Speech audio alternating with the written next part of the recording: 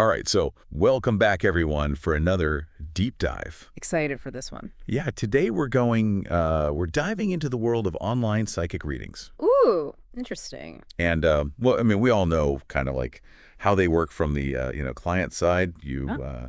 You log in, you pick a psychic and, get your reading. Right. But how does this all work from a business side? How do these platforms actually function? Yeah. And luckily for us, we got a little sneak peek. We got a snippet of a business proposal for software designed specifically for psychic reading platforms.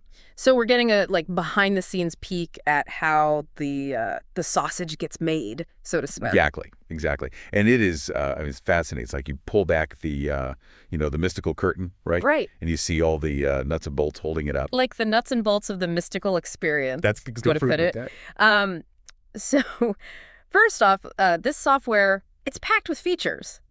Like everything you can imagine. I mean, there's built-in per-minute billing, automated payouts to the psychics. They can even white label the whole thing. So rebrand it as their own. Exactly. That's pretty smart. Yeah, I mean, it's really interesting. It's like, you could be using one platform, but you wouldn't even know because it looks completely different. Right, exactly.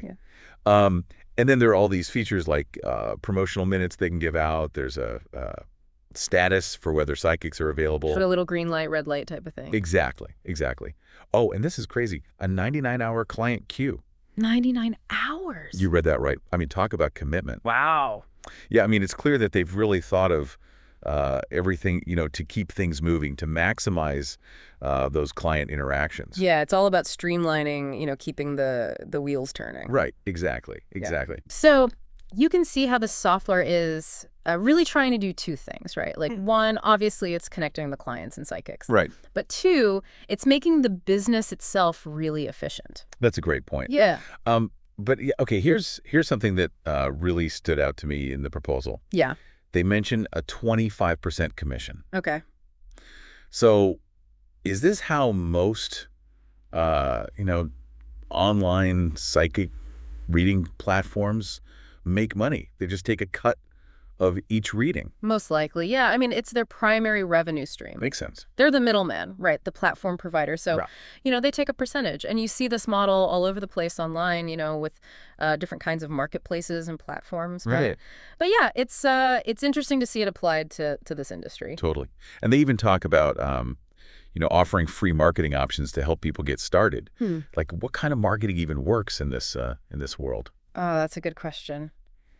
It's tough to say without more details. But, I mean, you can imagine targeted ads online, right? Like maybe on social media or places where people are already looking for, spiritual content. Right. Content marketing could be big, too. Oh, yeah. Yeah, things like horoscopes or articles about psychic phenomena. That could draw in the right people. Like build that credibility. Exactly. So when someone's thinking about getting a reading, they already know where to go. Exactly. And, they could partner with other businesses in similar fields like wellness or alternative healing. And I bet word of mouth and referrals are huge in this space. Oh, definitely. It's all about trust. Right. One of the detail I noticed, the proposal mentioned the partner being on the tech end. Okay. So it sounds like there's a very clear division of labor here. Absolutely. And it makes sense, right? You need that technical expertise to build the platform, make sure it's all secure, functioning properly. Right. But you also need people who, understand the market, who can reach the clients, build the brand. It's like two sides of the same coin. Exactly. And that brings up a really interesting question for me. What's that? As technology gets more and more integrated into things like psychic readings, I mean, does it change the experience itself for both the clients and the practitioners? That's a great question. I mean, it's amazing how this, seemingly straightforward business proposal actually opens up all these bigger questions. Totally. About technology, about spirituality, and how they how they intersect in our world. It's a fascinating space. It really is. Well, thanks for diving into this with us. Yeah, this was fun. And to everyone listening, keep exploring, and we'll catch you on the next deep dive. See you, Lynn. Bye. Bye.